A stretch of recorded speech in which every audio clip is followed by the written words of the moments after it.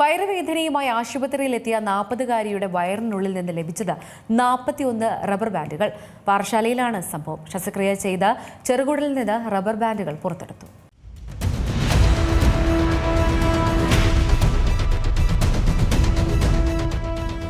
കടുത്ത വയറുവേദനയുമായി പാറശാല സരസ്വതി ആശുപത്രിയിലെത്തിയ 40-കാരിയുടെ ചെറുകുടലിൽ നിന്ന് പുറത്തെടുത്തതാണ് ഈ റബ്ബർ ബാൻഡുകൾ. കൊല്ലങ്കോട് സ്വദേശിനിയാണ് വേദന കൊണ്ട് പുളഞ്ഞു വീർത്ത വയറുമായി ആശുപത്രിയിലെത്തിയത്.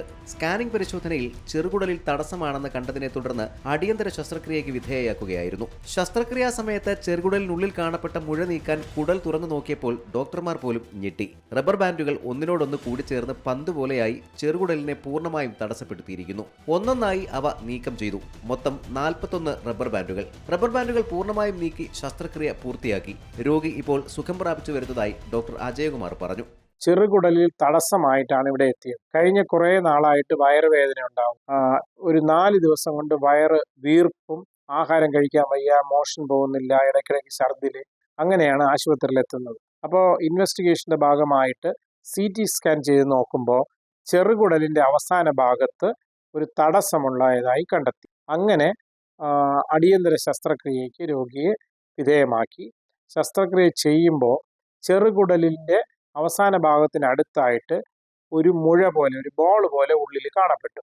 അപ്പോൾ അത് നമ്മൾ തുറന്ന് അത് നീക്കം ചെയ്യാൻ ശ്രമിക്കുമ്പോഴാണ് ഈ ആശ്ചര്യകരമായ വസ്തുത മനസ്സിലായത്. റബ്ബർ ബാൻഡുകൾ ഒന്നിനു പുറകെ ഒന്നായി ചുറ്റിപ്പിണഞ്ഞ് ഒരു ബോൾ പോലെ ആയിട്ട് ആ കുടലിനെ പൂർണ്ണമായും തടസ്സപ്പെടുത്തിയിരിക്കുന്നു.